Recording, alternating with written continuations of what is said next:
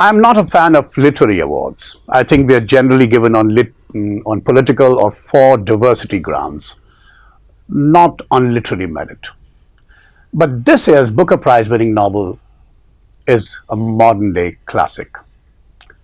It's Flesh by David Szalay. A few months back, I got my hands on one of Saloy's previous books, All That Man Is. All That Man Is. I really liked it. It's a set of stories focusing on men trying to come to terms with the different problems that they're faced with.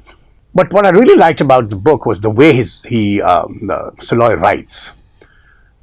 His use of the English language is really impressive. It's simple, uncomplicated, but layered.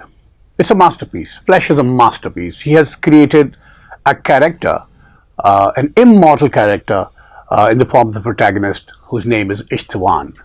When we first meet Istvan, he's a 15-year-old boy living in Hungary with his mother, financially challenged mother. His mother asks him to help a married 42-year-old woman with groceries. He does that, but the married woman seduces him. And from then on, he goes through various phases of life. Some of them are tumultuous.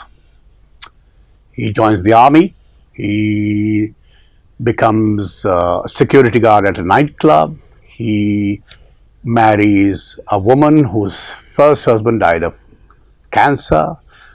He faces some debilitating tragedies.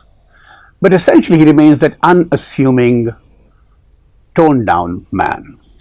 Flesh, in my opinion, is a modern day take on existentialism. When I started reading it, it reminded me of Albert Camus' The Stranger.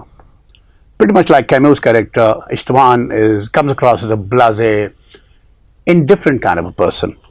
But essentially, again, the magic of the story lies in the way David Szalay writes it. It's less descriptive and more dialogic. So the technique creates some dramatic sounds, despite the fact that the protagonist comes across as an undramatic person.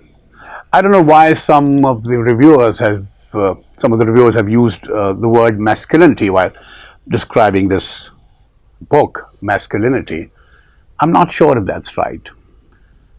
Flesh is a story of a man who becomes the sum total of the choices that he makes for himself.